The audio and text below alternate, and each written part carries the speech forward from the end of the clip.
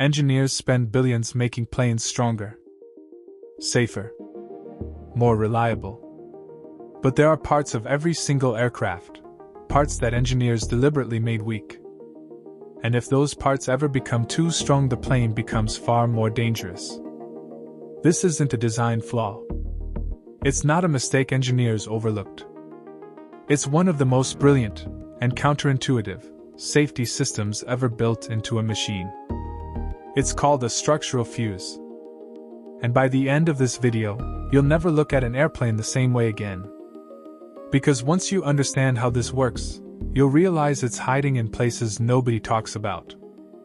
Here's the problem engineers faced. When a plane crash lands, or hits something hard, massive forces travel through the airframe. If those forces have nowhere to go, they don't just stop. They destroy everything in their path, including the passenger cabin. Think of it like a car crash. You've seen crumple zones. The front of the car collapses on purpose to absorb energy.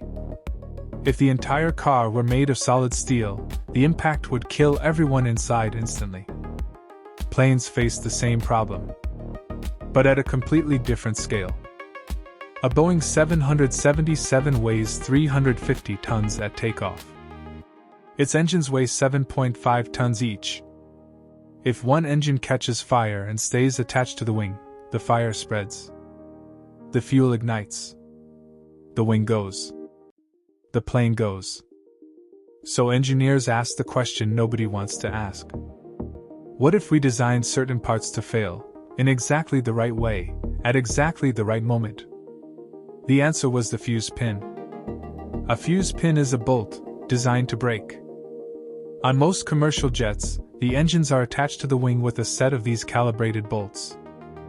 Under normal conditions, they hold perfectly.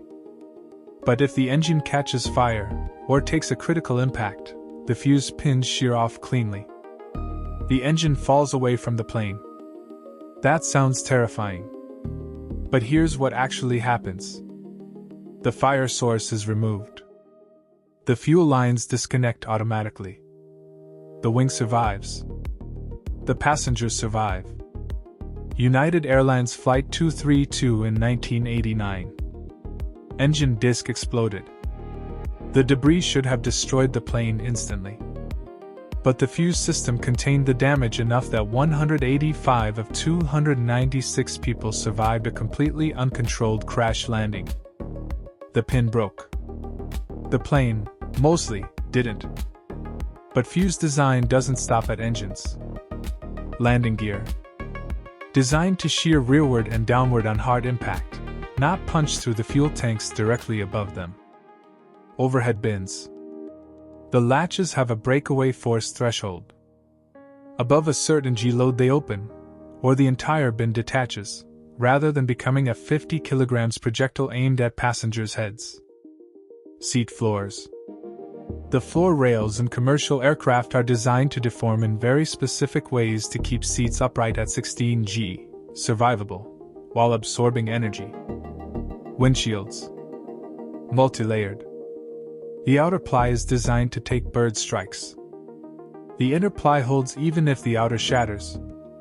Neither is designed to be unbreakable. They're designed to break in a controlled sequence.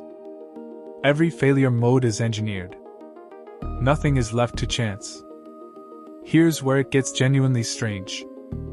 Most people assume airplane wings are rigid. They're not.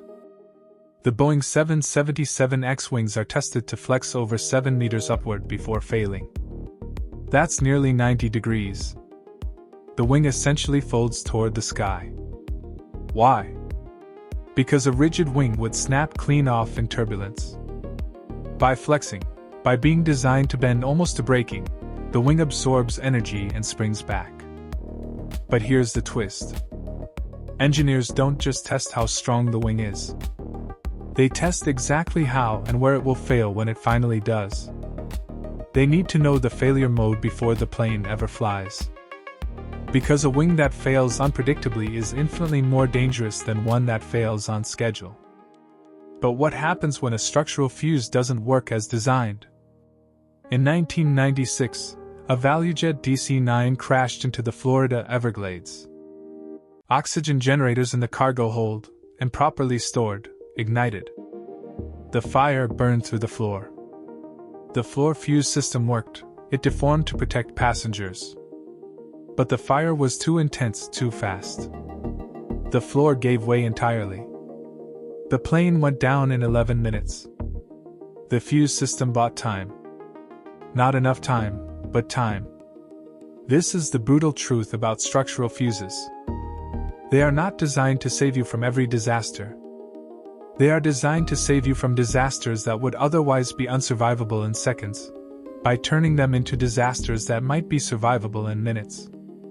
So here's the full picture. Every modern aircraft is not built to be unbreakable. It's built to break in a sequence. A choreography of controlled failure, each piece sacrificing itself so the thing that matters most survives. The people inside. The fuse pin breaks, engine detaches, fire is contained. The landing gear shears, fuel tank survives, no explosion. The wing flexes, doesn't snap, plane keeps flying. Aviation has the best safety record of any form of mass transportation. Not because engineers made everything stronger, but because they had the courage and the brilliance to design things to fail on purpose. The safest machine ever built isn't the strongest one. It's the one that knows exactly how to break. Now here's something worth thinking about. This same principle, designing failure into a system to make it safer, exists in bridges, nuclear reactors, skyscrapers, and even the internet itself. Engineers everywhere have been quietly building things that are meant to break. In the right way. At the right time. Which raises a question. What else around you has been designed to fail, for your protection? That's a video for another day. If you want it, you know what to do.